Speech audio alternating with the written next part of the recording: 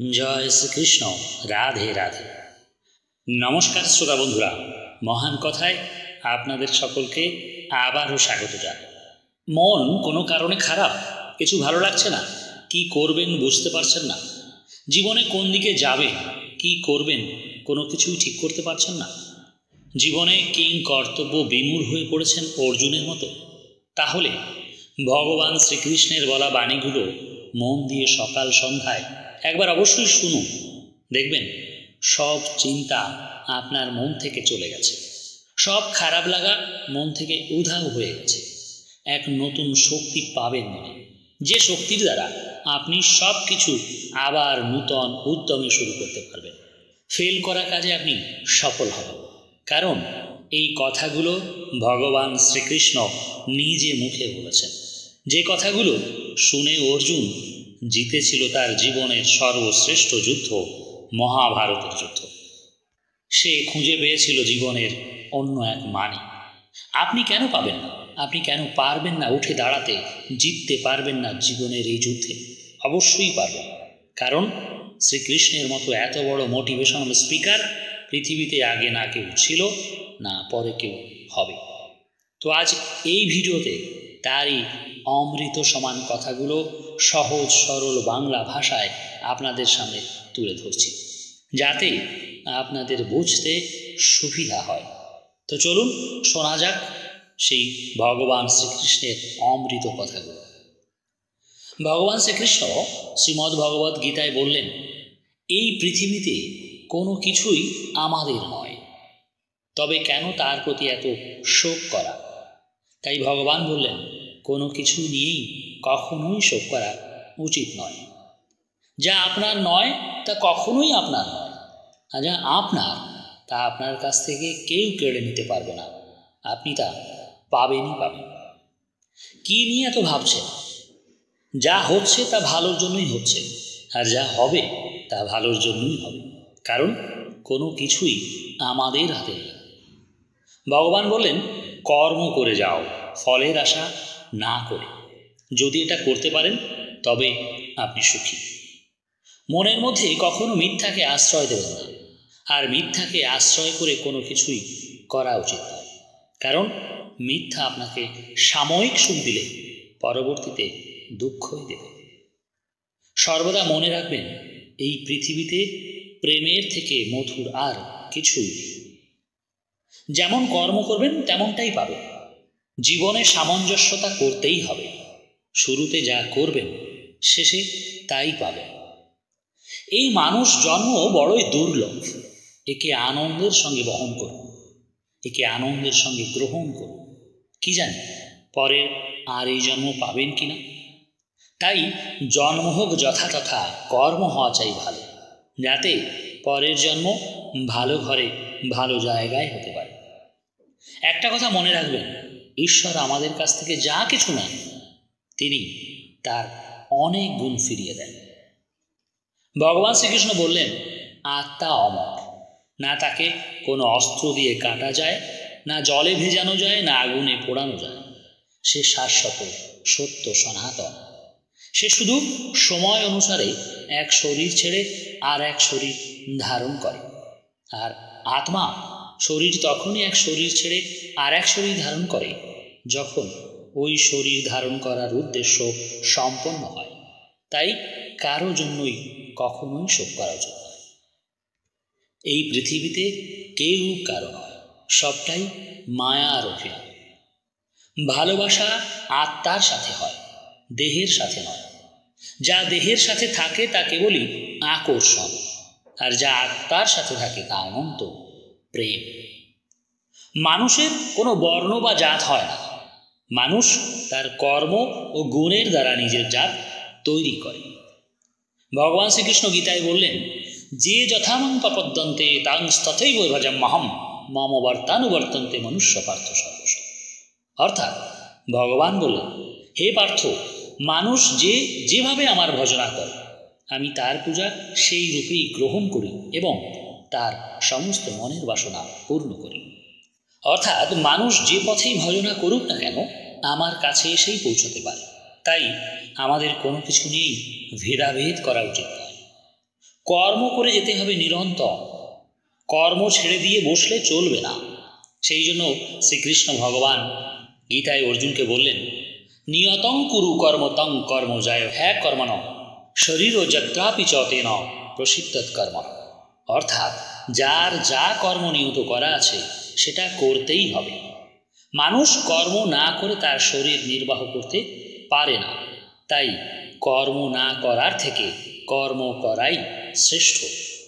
সবাই বলে কর্মই ধর্ম, সব কর্মই ধর্ম নয়। যে কর্ম অন্যের ক্ষতি করে, অন্যকে কষ্ট দেয়, যে কর্ম কোনো ভালো কাজে লাগে না, তা কোনো কর্মই নয়, তাকে অকর্ম বলে। কাম, ক্রোধ, লোভ যার মধ্যে নেই, সেই এই পৃথিবীতে একমাত্র সুখী। আপনি জীবনে যা কিছু পেয়েছেন সেই সবের জন্য ঈশ্বরকে সবসময় ধন্যবাদ জানান। ভালো কাজ করলে ভাগ্য হবে তোমার দাসী, মন ভালো হলে গৃহ হয় মথুরা বৃন্দাবন কাশী। যখন কেউ আপনার হাত এবং আপনার সঙ্গ উভয় ছেড়ে চলে যায়, তখন ঈশ্বর অবশ্যই কাউকে না কাউকে পাঠান আপনার হাত ধরতে। সর্বদা ঈশ্বরের ইচ্ছায় সন্তুষ্ট থাকুন। আপনি যা হারিয়েছেন তা আপনার ভাগ্য, এবং আপনি যা পেয়েছেন তা ঈশ্বরের কৃপা।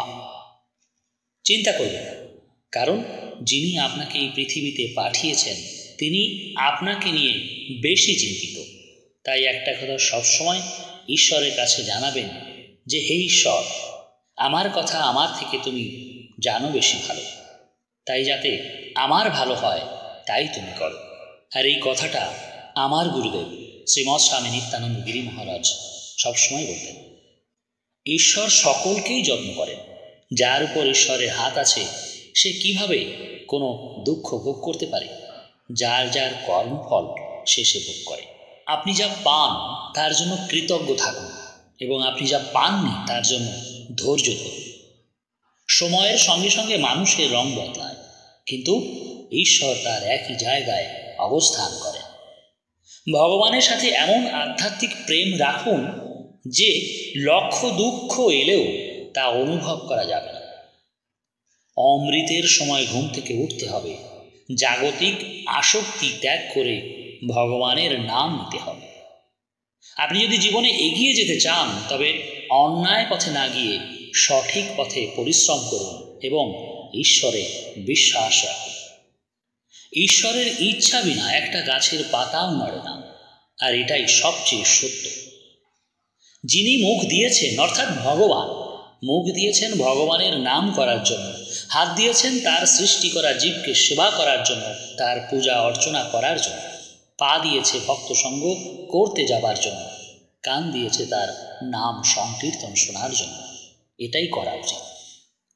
যখনই ঈশ্বরের কাছে প্রার্থনা করা হয় বা তার চরণে মাথা নত করা হয়, তখনই মনে মনে সবার বলা উচিত, হে ঈশ্বর, আমার সাথে তোমার সম্পর্ক যেন আরও দিনে দিনে উন্নত হয়, ভালো হয়। ভালো হোক বা মন্দ, হে ভগবান, আমরা সবাই তোমার, এই কথাটা মনে প্রাণে বিশ্বাস করতে হবে। ঈশ্বরের কাছে সবসময় প্রার্থনা করা উচিত এটাই, যে হে ঈশ্বর, দুঃখ পেলে সাহস দাও, ধৈর্য দাও, সুখ পেলে বিনয় দাও, অহংকার কখনোই দিও না। আর শুধু আমাকে এমন লোকেদের সাথে সংযুক্ত করো যারা অন্তরে খাঁটি, যারা তোমাকে বিশ্বাস করে। হে প্রভু, আমি যদি কারো হৃদয়ে আঘাত দিয়ে থাকি তবে আমাকে ক্ষমা করো। যদি তার চোখে এক ফোঁটাও অশ্রু আসে আমার জন্য, তবে দয়া করে তাকে আমার সুখের ভাগ দিয়ে দিও। হে ঈশ্বর, সবই তোমার, তোমার সামনে আমার কি ক্ষমতা আছে? তাই মন ভালো হলে ভক্তিও ভালো হয়। এই দুনিয়া থেকে কখনো আশা করবেন না, এবং ভগবানের কাছ থেকে কখনো নিরাশ হবেন না। এই পৃথিবীতে সব কিছুই দেখান, এর থেকে দূরে থাকুন এবং ভগবানের ভক্তিতে মগ্ন থাকুন। যদি প্রজ্বলিত করতেই হয় তবে আত্মজ্ঞানের আলো প্রজ্বলিত করো, তা না হলে শুধু প্রদীপ জ্বালালে কিছুই হবে না। চিন্তা মুক্ত থাকুন আর ঈশ্বরের প্রতি বিশ্বাস রাখুন, তিনি সঠিক সময়ে সাহায্য করবেনই করবেন।